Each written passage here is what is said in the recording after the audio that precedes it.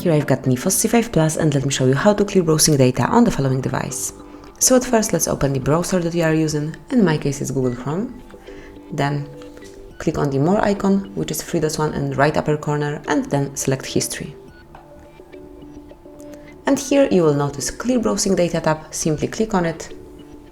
And now you can select Basic and Advanced options. So in Basic you will find Browsing History, Cookies, Media Licenses and Site Data, and Cached Images and Files.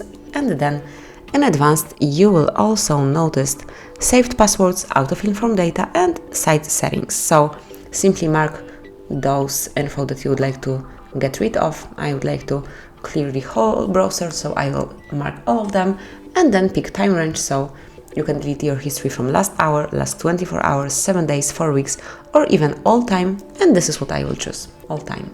Finally, click on Clear Data, and within a couple of seconds it will be done. So as you can see, no history here. That means that it's totally empty and you can create it from the beginning. So that would be all. This is how you can clear browsing data in your device. Thank you for watching. Please subscribe our channel and leave the thumbs up.